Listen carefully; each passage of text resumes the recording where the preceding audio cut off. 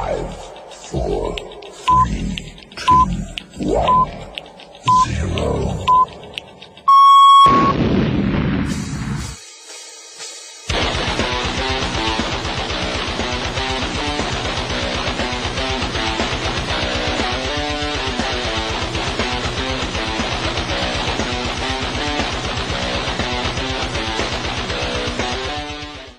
Greetings, fellow barbarians. It is I, Alan Odinson, and this is the Barbarian Lounge podcast. I want to thank you guys for joining me today. We are lined up for our amazing part 2 episode of that wonderful interview that I did with Ed Calderon of Ed's Manifesto. Got amazing responses on that first part, and I'm telling you, this second part is going to be equally amazing. Ed held nothing back. He holds nothing back, completely uncensored, unchained, and man, I'm telling you, this is a guy that I think I could get on the show over and over again and it just knock it out of the park each and every time. I look forward to hanging out with Ed a little bit at Blade this year. So, a little bit of housekeeping real quick. BarbarianLounge.com is our website. That is the place to find everything. You go there, you find our episodes. You can also find our donate button. The donate button, you click on that, you've got a one-time PayPal donation that you can make, but you also, which is the option I urge people to use, is our patron site. That is our member site. You can go there, donate $1 per episode. I do 4 regular shows per month. You get those early releases. I also do 4 exclusive broadcasts that are available only for members only. That's the only place you can hear them. And needless to say, those people who are behind the paywall, they get a little more exclusive content than the guys who are not. Also, they're also going to be privy to getting all of our episodes. You'll be able to go there and listen to all the episodes. Those are free. Those do not cost our patrons anything. It is just a perk of being a member of the Barbarian Lounge Members Only Club. So go there, patreon.com/The Barbarian Lounge. Become a member. $8 a month. I do no more than 8 shows a month. You won't be charged more than 8 a month, and that helps support the show, keep the lights on, keep me up to date on all of my security to prevent fucking Antifa from attacking this site again. So please go there, check it out. Patreon.com/The Barbarian Lounge.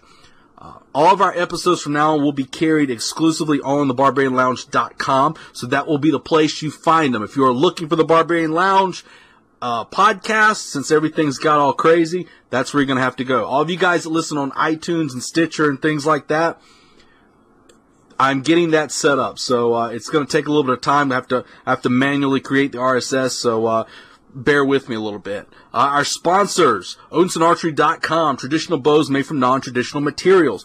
Go there, check them out, get all of your archery gear, and help support the show. Also, Mitacon, MitaconUSA.com. Check them out. My boy Ben will hook you up. So as you guys can tell, I zoom through all that stuff that usually takes me a lot of time because I do not want to wait any longer to unleash the interview here with Mr. Ed Calderon. So please enjoy this part 2 with Ed of Ed's Manifesto, and I'll see you on the other side. Beast itself. You know, when you were talking about like the knife arts, I guess I could. I'll ask you this one too. When it comes to like knife styles and things you've seen, what would you say overall in a lot of the different knife arts that are out there? You don't have to name any specific, unless you want to. I don't care. But any knife arts out there, what are some of the failures and fuck ups that you see in some of the methodology that they teach?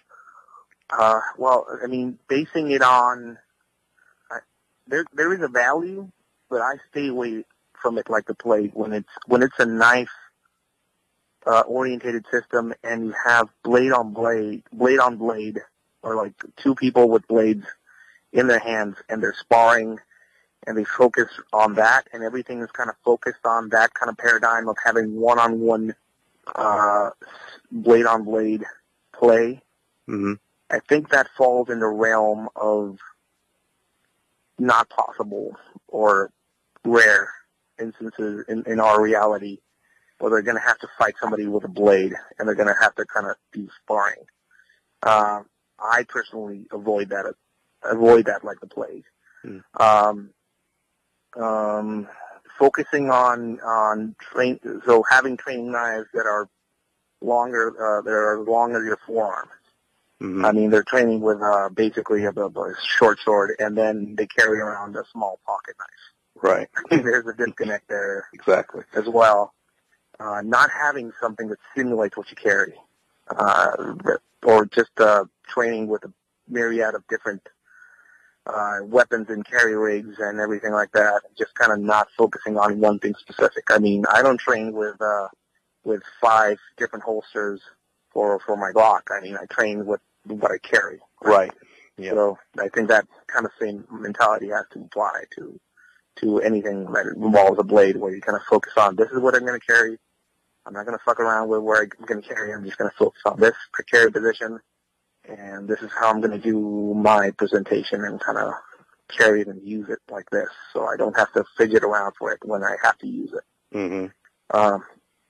Not adding multiple opponents to your material. Mm-hmm. Once you add multiple opponents to any classroom setting, 80% of all the blade stuff you see out there as far as flowy, pattern-based material Mm-hmm. kind of goes out the window. Yeah. Because you now don't have to worry about one guy, you have to worry about 2 guys or 3 guys. And people get really grabby. Mm-hmm. And when something gets grabbed, like an arm with a knife in it, and that knife has a ring on it, that knife is basically fucked. Mm-hmm. Because that is now stuck in one hand with the guy actually holding onto it, while the other guy is actually beating their head in with a brick or something. Mm-hmm. So that's when you start learning about how to pass a knife from one hand to the other, and how realistically you have to train. You have to make the effort to train both hands in how to utilize a knife, and not just one hand. Utilizing just one hand is something very much part of the dueling culture, and we're talking about ambush and counter ambush stuff. So, and there's adding realism or stress modifiers into the training. I personally like putting shock collars on people's arms and legs, and adding that realism of being. I mean, each stab you get will cost you, right? Right. The cost. It has to cost you. Mm-hmm. People have asked about shock knives. That's kid stuff. Mm-hmm. I mean, I'll shock you. Oh, it shocked me. Oh, ow, ow, that hurts. No, I'm gonna press this shock collar that's high up on your arm for a while. Like a legit cut will hurt, not just for that moment, it will hurt for a while, right? Right. So so all of a sudden that arm you're holding that knife with hurts like a motherfucker, and you may have to switch hands. Right. Or you may have to switch your parameters. So stuff like that. I like adding stress modifiers into the training I do. So shock collars play a big part of that. I never have people come in with any sort of uniform or like if I see some people come into the class and they're like taking off their shoes and shit like that. Yeah. I'm like, no, put everything on, right? Yeah. Being environmental with the training. So I really like utilizing a lot of confined spaces with the training I do. Mm-hmm. Playing around inside of cars, against the walls, on the ground, adding environmental weapons into it, chairs, bricks, rocks, sticks,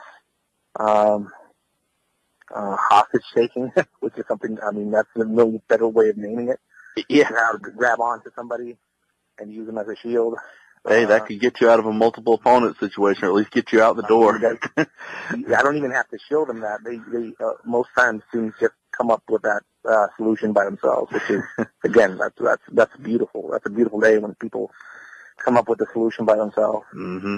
I mean, you don't see that sometimes on some of the blade material. And anything, I mean, all respect where respect is due. It's just not, personally, it's my opinion. It's not the opinion of anybody that's related to me or associated with me. But anything that sells itself off as non-lethal blade combat is I don't know. I mean, if somebody could show me non-lethal gun combat, I mean, sign me up. I want to learn that shit. Yeah. I don't believe. It's like the Easter Bunny. I just don't believe in non-lethal blade combat. Right. Yeah. I don't Once even the knife think. is out. Yeah. Once the knife is out, you're not, and there's a lot of people there, or there's one guy there, and if you're gonna go into, you're gonna do involuntary operation at that moment. I mean, that is. Yeah. And he's not going to stand still. Anything that I've seen as far as a case study or students coming in and sharing some of their experiences that involves anatomical targeting of the arms or the legs that maim somebody and incapacitate them are always luck and not actually aimed material. I mean, it's something that just happened in a fray.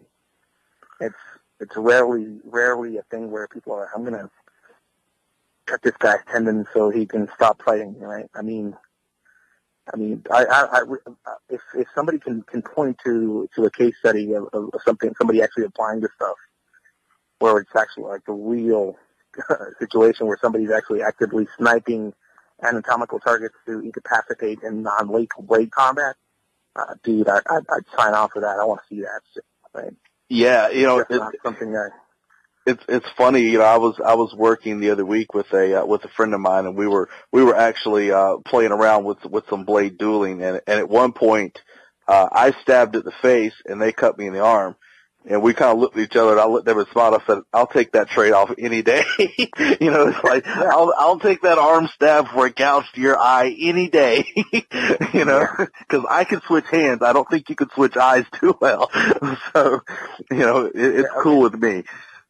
And I always kind of push the whole endemics. There's a thing that I always say, endemics, and what the fuck does endemics mean?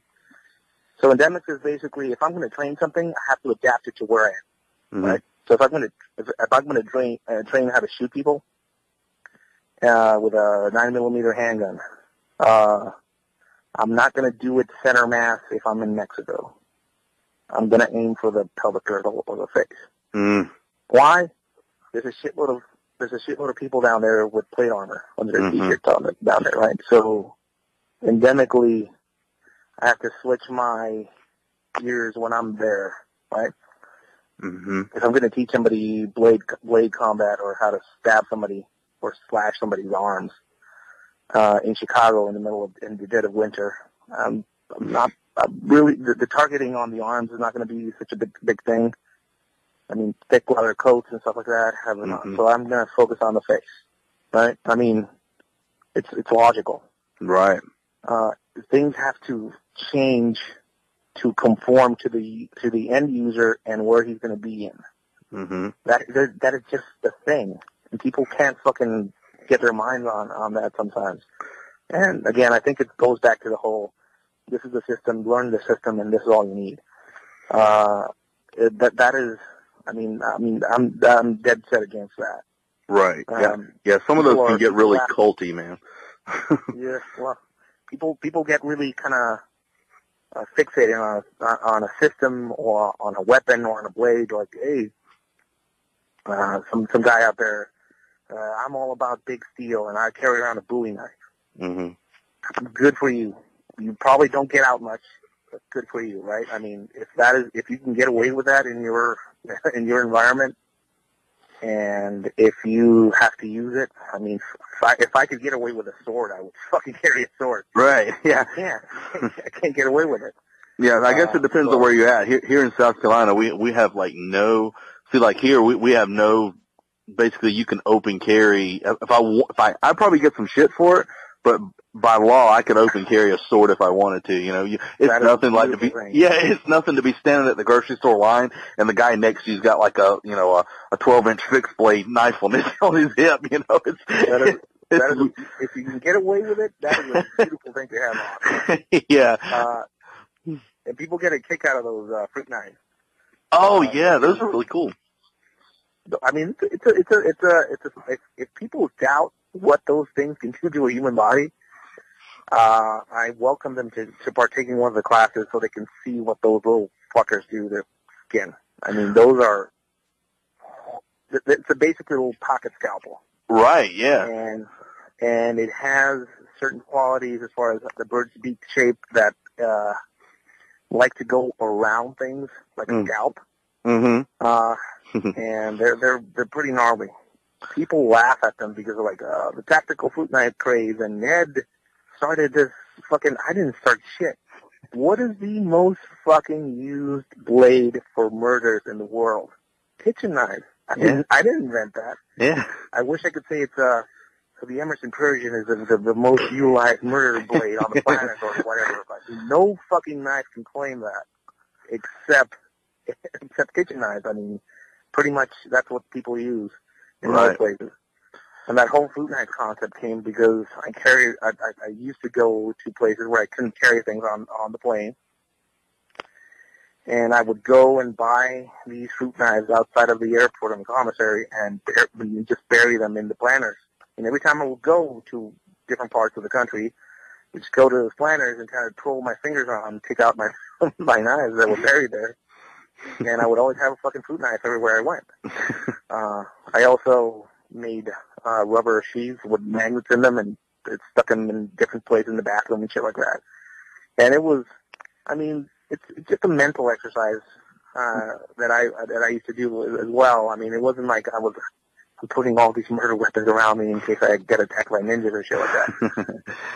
But it's a good way to train yourself to always have something on hand in different places and not depend on the optimal gear. I mean, if you can learn how to work with the bare minimum and you get to pick what you carry, you can excel, right? Right. That's the thing I learned. That's the lesson I learned from Trekker Dan.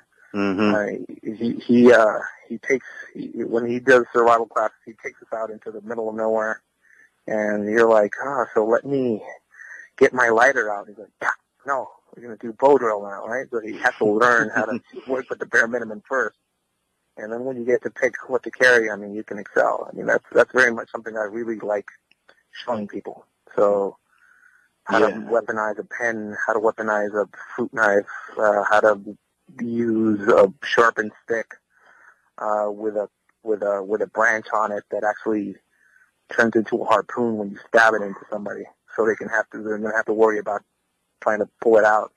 Right. How to feather a chopstick, so again, it lodges itself in there, so you can't get it out.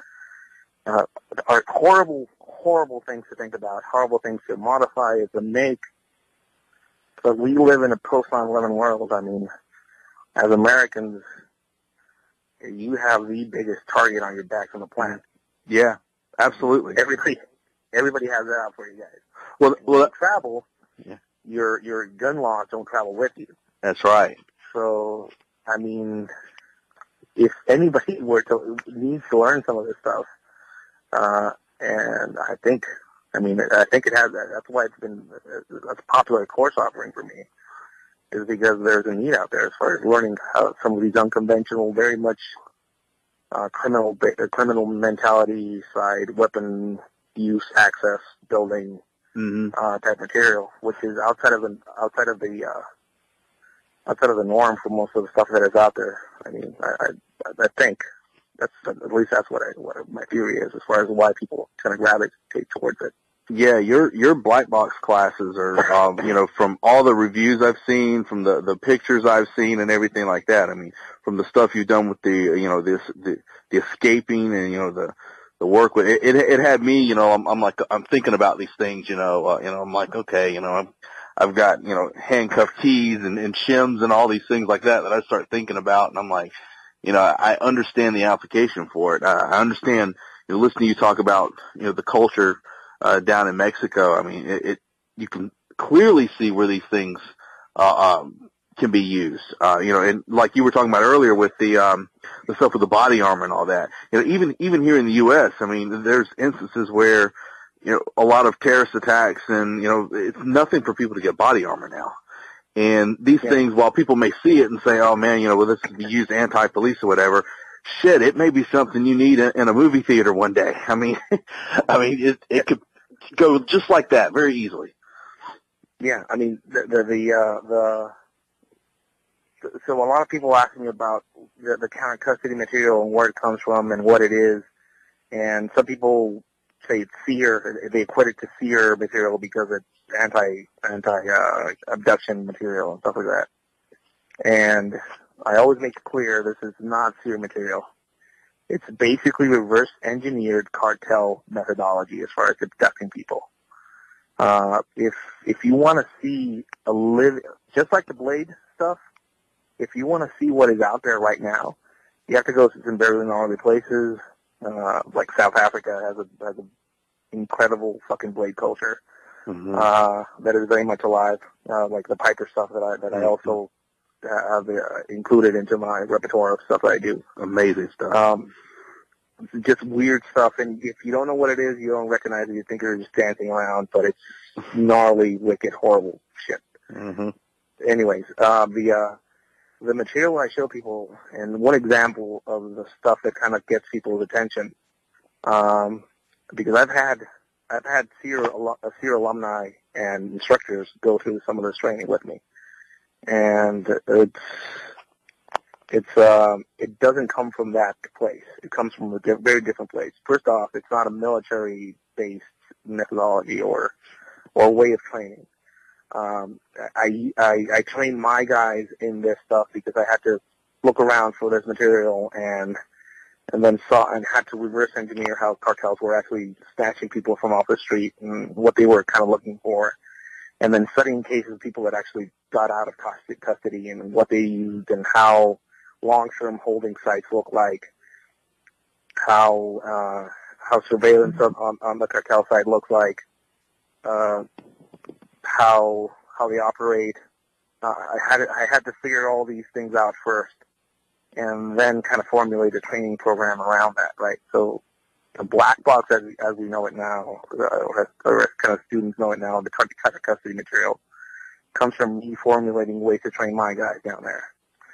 And it's very much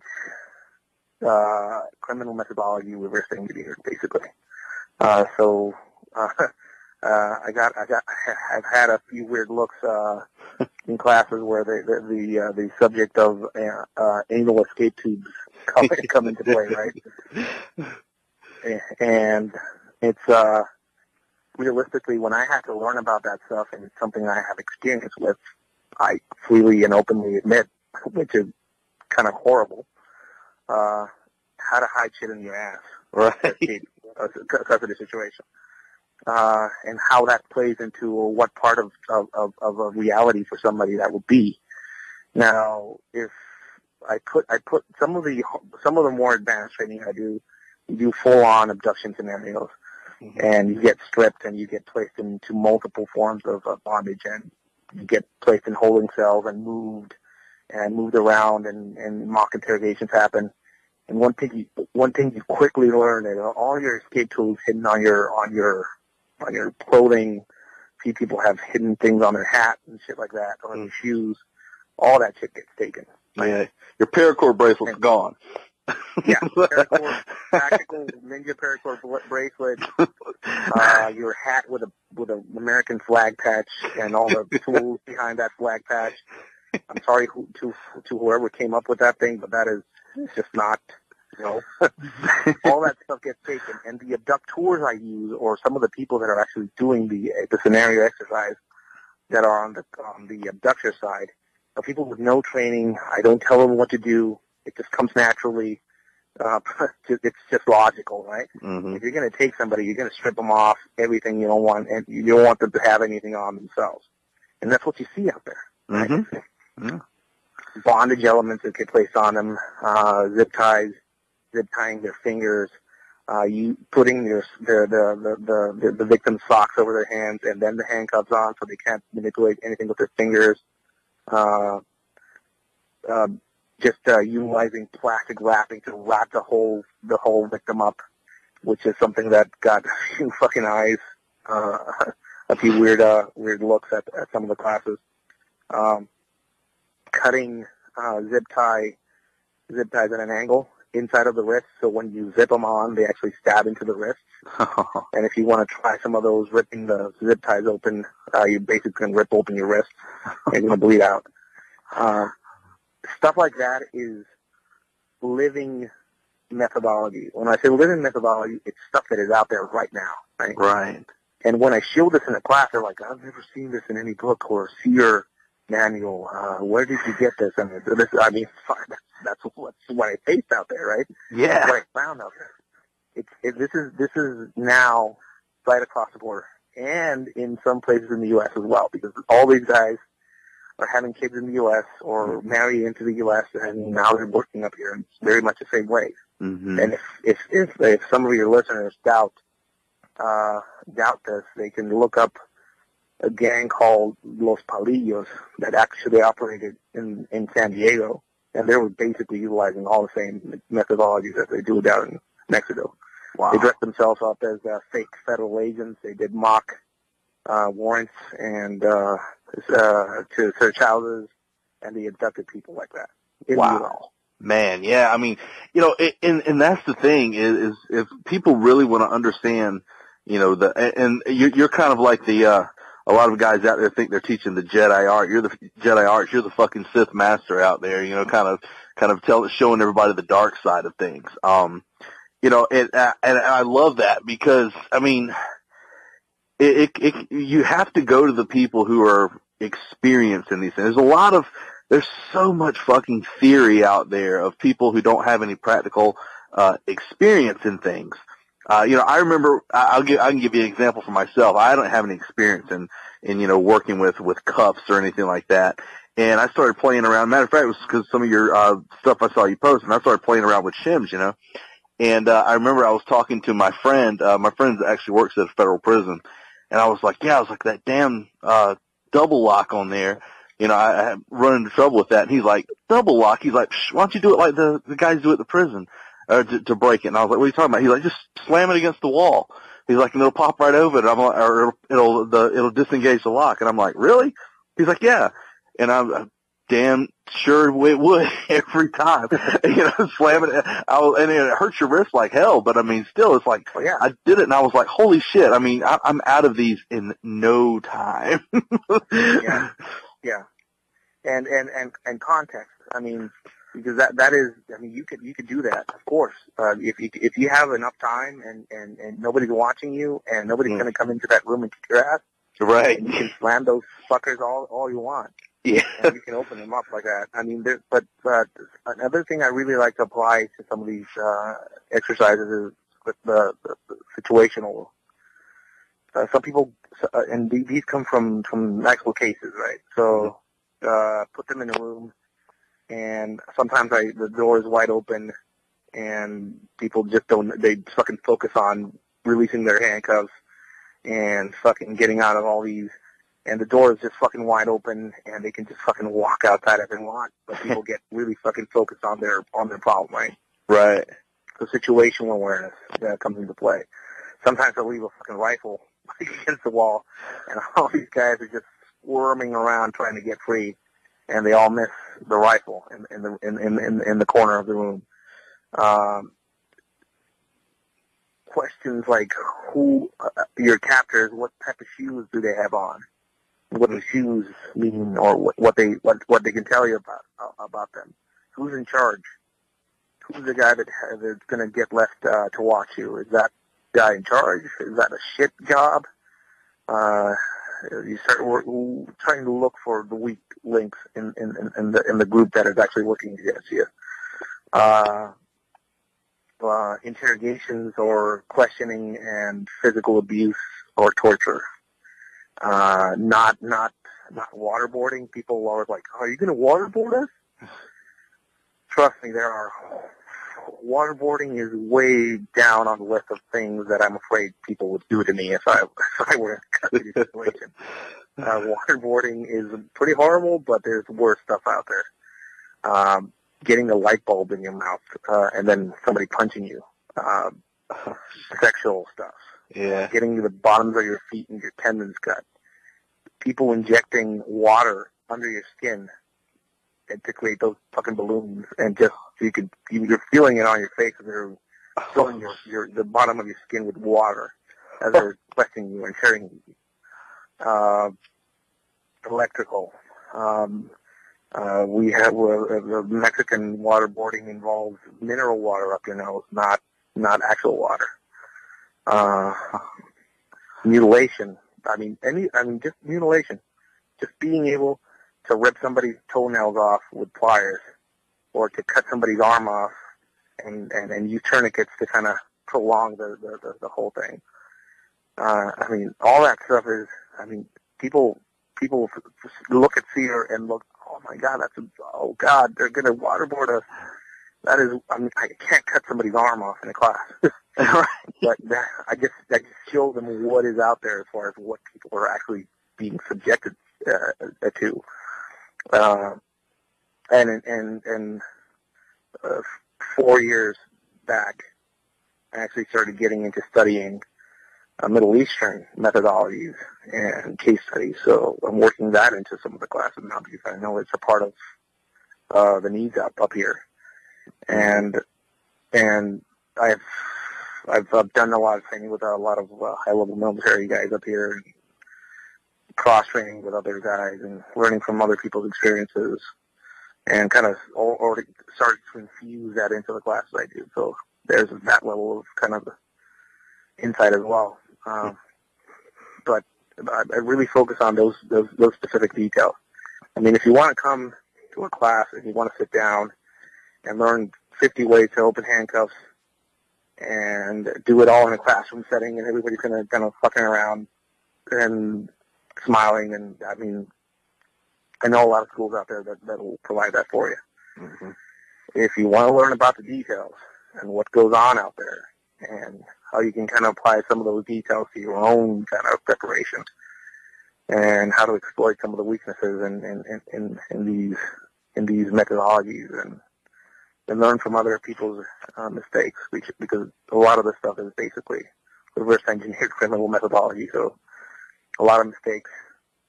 When I wanted to learn about how to hide shit up my ass, I did not look for a SEER manual. Did not go into some CIA booklet. I actually went into learning about drug mules and how they did it. Right? Mm-hmm. That's basically how I learned about this stuff. And I got some fucking gold level material as far as that. And I remember sharing some of those notes with a friend of mine that does similar training, but for the military up here in the U.S. And he was like blown away by the level of detail I was adding into it. He was like, "Where the fuck did you get this?" Drug mules, man. Drug mules know their shit. Yeah, there's a whole system out there that it's a whole world that people really do not even know exists.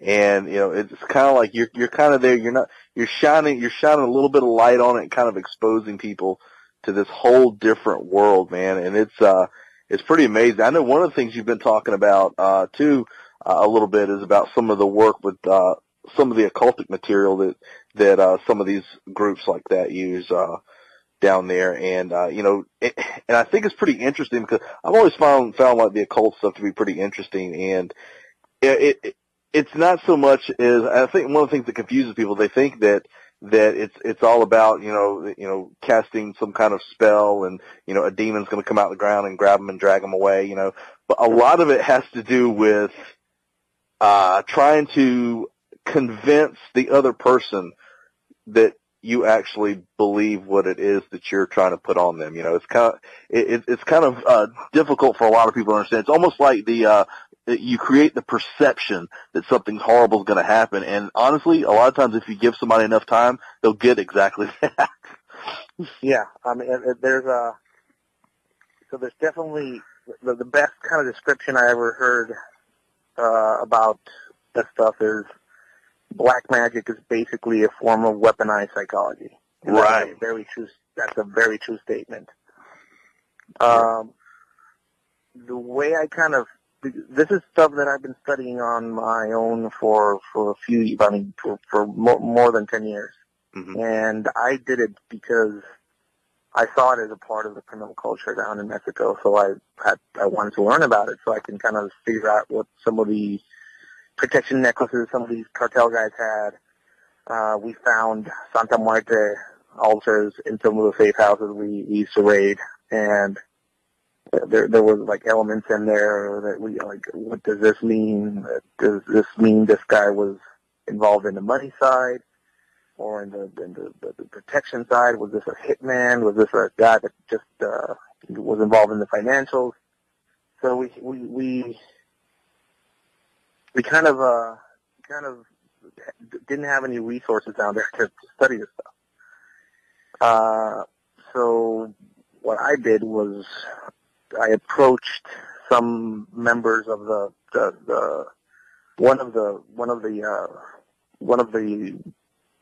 there's different Santa Muerte cult groups out there.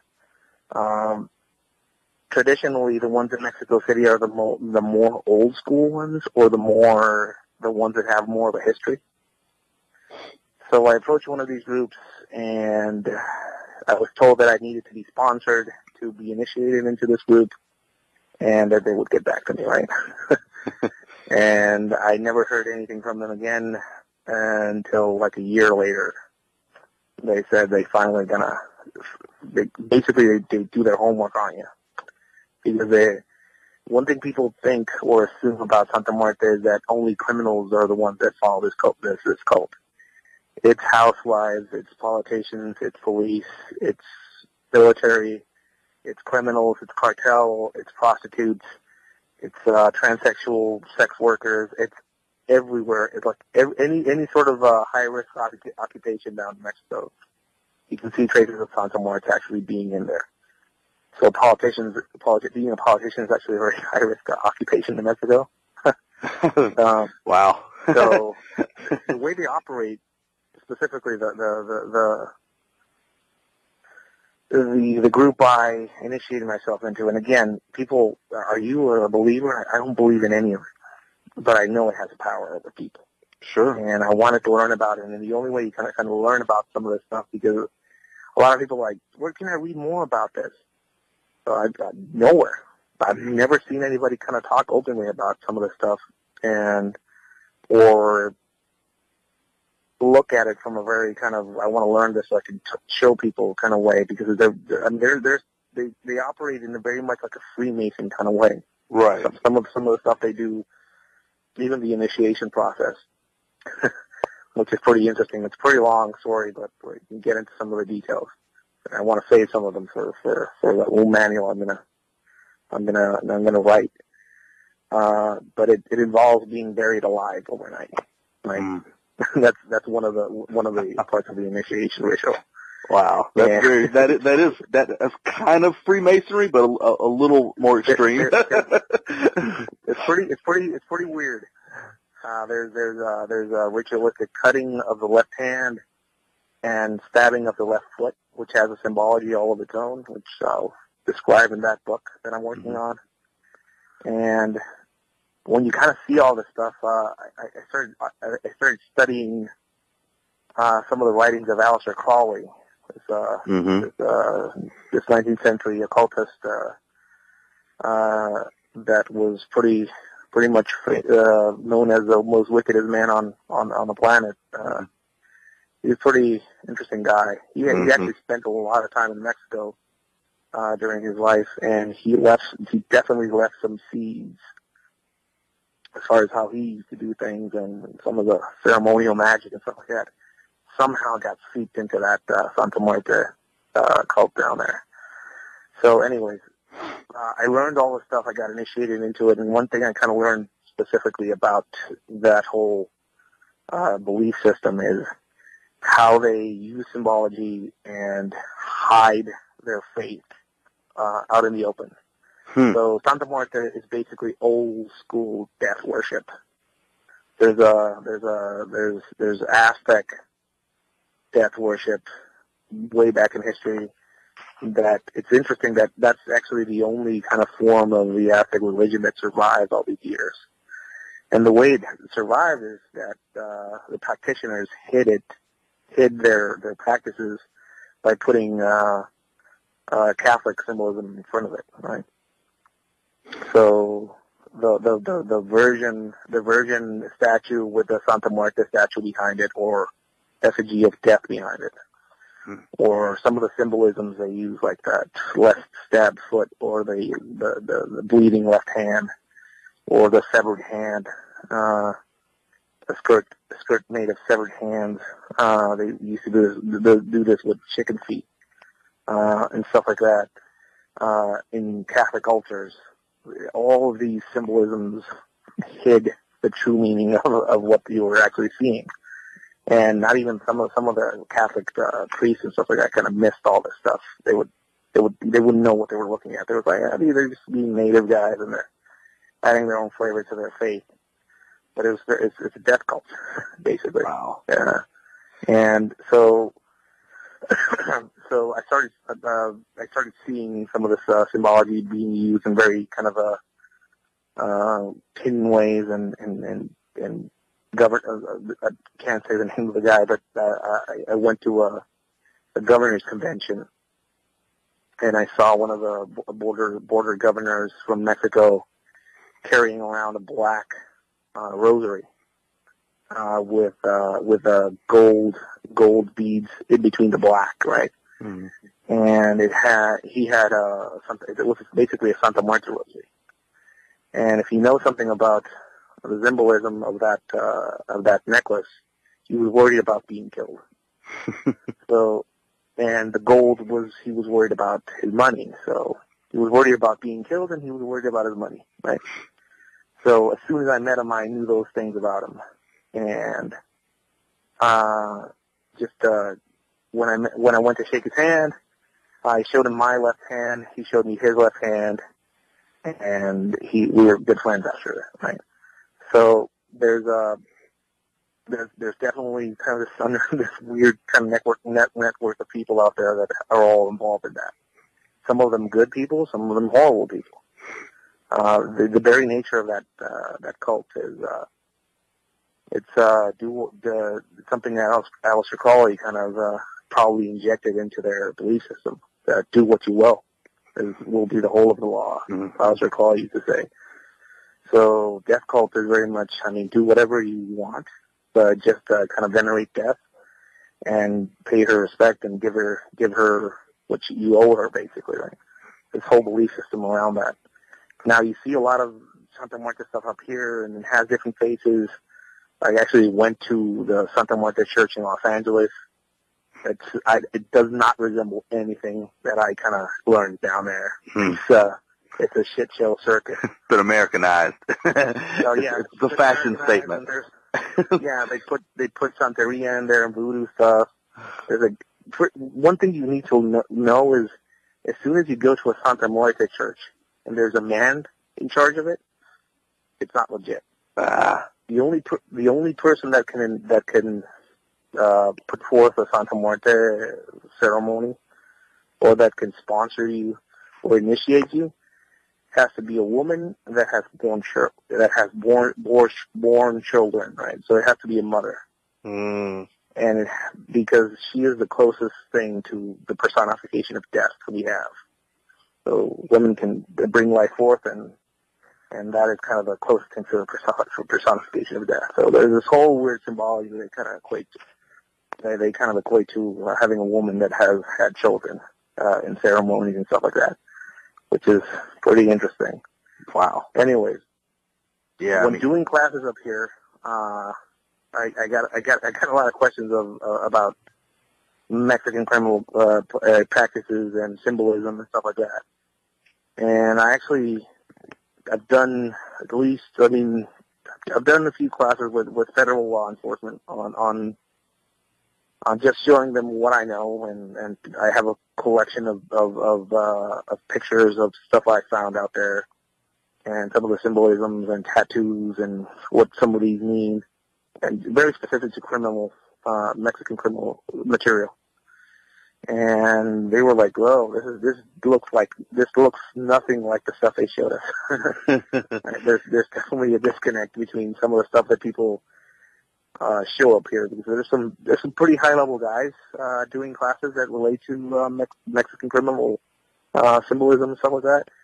And I've seen some of this stuff, and it tries, but there's definitely a disconnect between what is out. Well, at least what I experienced in my kind of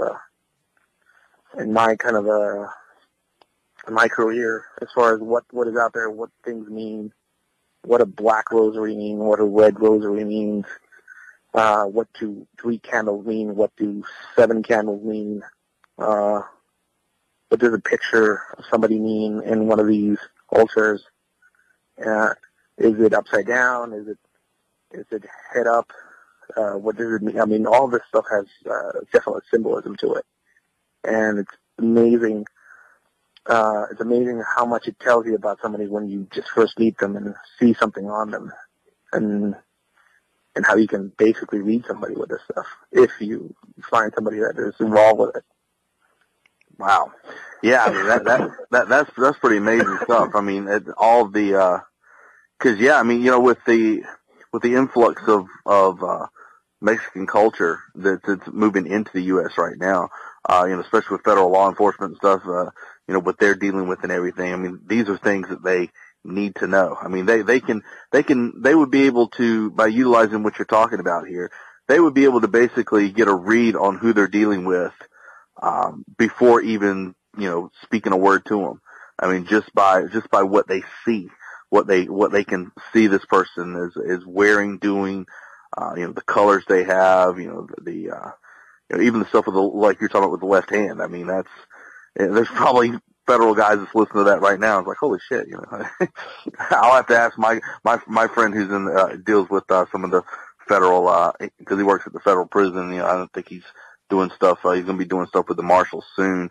And, you know, I'll have to ask him, like, you ever heard of any of this shit? Like, you need to hit Ed up, man. You need to get the book when it comes out. So like, I guess we'll start wrapping it up a little bit here. Let me ask you, I want to ask you one quick question here before we go, because I had somebody actually want me to ask you this question. Knife designs, say like folding blades and stuff like that, or even fixed blades. Do you have any recommendations on a design or, you know, opening mechanism, you know, all that shit? The perfect, and this is gonna, I mean, I don't make any money off it, but like the perfect fucking knife design, as far as just to hand it to somebody, no training, here you go, if you need to stab somebody, here you go, use this. A Hisatsu or a Heiho folder, I mean, the geometry on that thing is just, I mean, that's all you need realistically. I carry that. That is my carry blade, is a Hisatsu folder. I mean, you can get it out quick. It stabs effortlessly. I mean, it is a fine blade. It's, I mean, I made that recommendation down in Mexico City to use specifically the Heiho folder, which is a smaller version of the Hisatsu, and an Obaki, a fixed blade. I made those recommendations. It's funny. This is no joke. When you see me at Blade Show, you'll probably see this too. I carry a Hisatsu and I carry an Obaki on me as well. Everywhere I go. I mean, no joke. Those are the two blades that are always with me. So. Well, this is what I factor into the recommendation. Affordability. Mm-hmm. Because you might need to toss it. So those two fall into the affordability factor, even for Mexico. Because people can afford those down there. Size, concealability in the hand. Both of those have the size optimal for all the weird bourbon-orientated sleight of hand stuff I kind of show people. So they're stab specific. Mm-hmm. They have a good edge on them. Yeah. And I mean, the Hisatsu is assisted opening. Some people are against those assisted opening mechanisms. I mean, I've never had any problem with those, and I've stabbed a few things that maybe it wasn't designed for. Pretty good blade. So as a recommendation for anybody off the street that has no training, I think those blades. And as far as my kind of personal preference, I have a thing for curved, pointy blades. Me too. Bird speak knives. And I did a knife design with Dan, and I have two designs that I kind of collaborated with. One of them is the Guadagna, which is basically a glorified cockfighting spur. It's very much kind of based on the Mexican criminal way to use a blade, which is very much kind of stab and drop down to rip open whatever needs to be ripped open. It's basically modified cock fighting spurs and fruit knives. Mm-hmm. And I did a design with him that I call the Elvia knife, which is my mother's name because that's where I got the inspiration from. I used to steal all of my mother's kitchen knives, and she would always carry around a bird's beak knife with her everywhere she went, which was funny because she was a very dangerous lady. So I designed something kind of curvy and pointy, and I really have to kind of be with somebody so you can show them what the use of that curve is. Basically, it's I utilize a lot of wrapping and entanglement positions and kind of stand-up grappling in the stuff I do. Mm-hmm. Having an inside curve on a blade like that and a point gives you a lot of opportunities to stab and drag, to stab and rip, to open, to scalp, to slash and poke, basically, to put your hand in a hole if you have to make it. Right. So it's very much kind of oriented around that mentality. And it's a good fruit knife. I mean, you can slice and dice fruit all day long with that thing. It's pretty good. Yeah, I think I got to look at the Gardania at Blade last year. I believe he had some of those with him last year. It was a nice blade. It was one of those like you were talking about. You pick it up, you put it in your hand. And it's just like, okay, this is. You know the purpose of this blade. Like it's just got a good feel. It doesn't feel like it would move around in your hand too much when you're stabbing. That's one of the things. Some handles can be a little too round, and like you were talking about with things moving, and they start to roll in your hands and everything. And that one just had a really good feel to it. I remember that. It's a good blade overall. Well, what are some of your let's kind of close it out here. Websites, upcoming classes, anything like that you got coming up? So I've got a working website now. It's edsmanifesto.com. Mm-hmm. Amazingly, that website domain name was available, and now I have it. So I post some content on there that is not Facebook and Instagram friendly because I've had a lot of negative experience with that. Yeah. So edsmanifesto.com, Edsmanifesto on Facebook, of course. That donkey show of a Facebook page where everybody's kind of looking at the stuff I post every day, which is pretty cool. Really appreciate all the support. Yeah. I'm also on Instagram and Tumblr, and so I post almost daily on those sites. Most of the stuff I post up is content I share from people that I follow or that I'm interested in. Some of the material, most of the stuff that I post that is personal actually comes directly from so the name Ed's Manifesto comes from a series of, I think we're up to 9 moleskin notebooks that I have of me just learning things, looking at things, experiencing things, and kind of writing it down. And all of those notes kind of go into the manifesto. They used to call it my terrorist manifesto. And that kind of got turned into Ed's Manifesto, so that's where that name came from.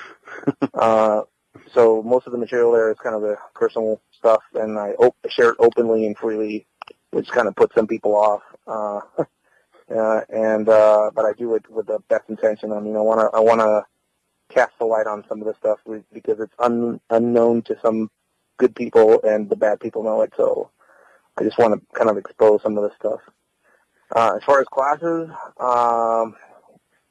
I'm in Los Angeles on the 27th and 28th of this month doing a count custody class. I think there's one space open, so if anybody wants to get on that.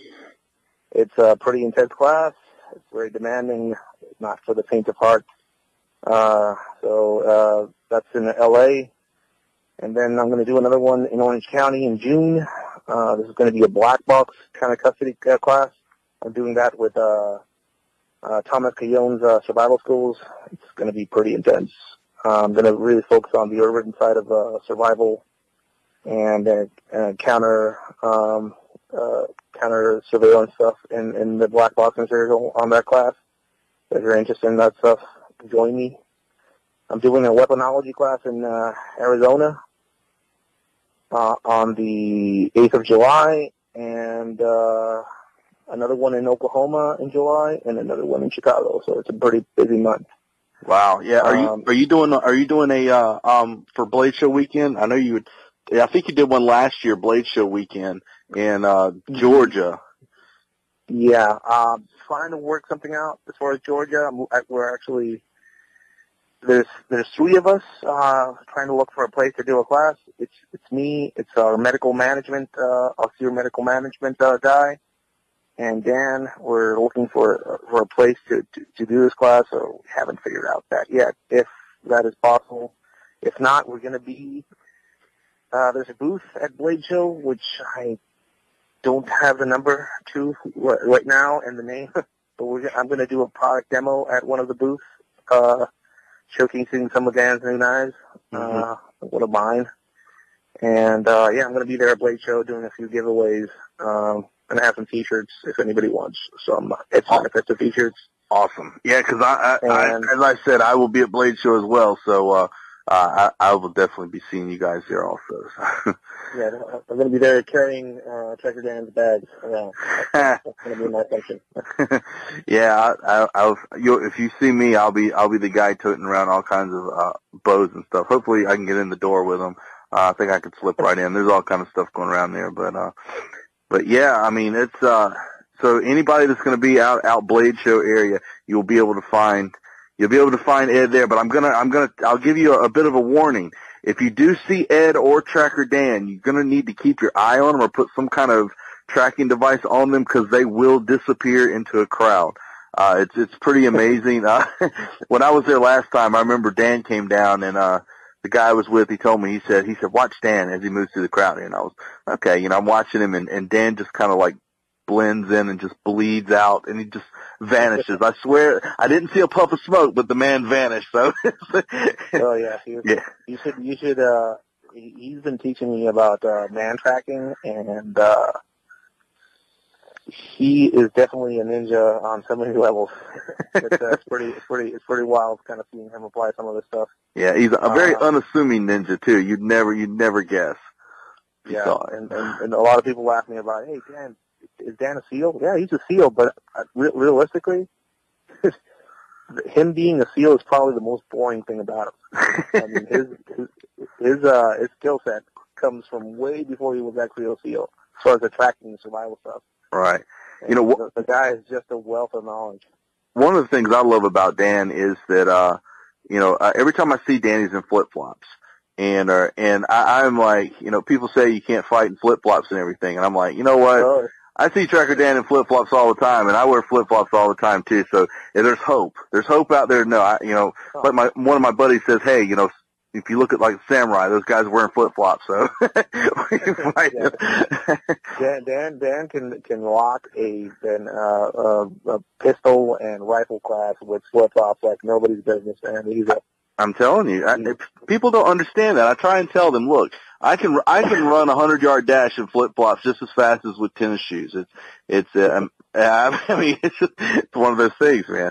So, all right. So yeah, remember, you'll be able to find, Ed and Dan and all of his buddies out there, gear, T-shirts, all kind of goodies at Blade Show coming up in Atlanta. He will be there. Check out his websites, Ed's Manifesto on Facebook. You can check him out there, all the classes. If you want to get some immersion, if you want to actually learn from a guy who's been in the shit, Ed is your man. So, Ed, thank you for joining me, man. Oh, thank you, man. Thank you for giving me. All right, we are back, man. Tell me, you guys thought I was joking. That part 2 was amazing. This entire interview with Ed was just absolutely astounding. I found myself taking notes throughout the whole thing, listening to it again and again, just trying to absorb all of that information. I mean, you heard some shit on this show that probably a lot of people haven't heard before. Even just the stuff about Santa Muerte was just absolutely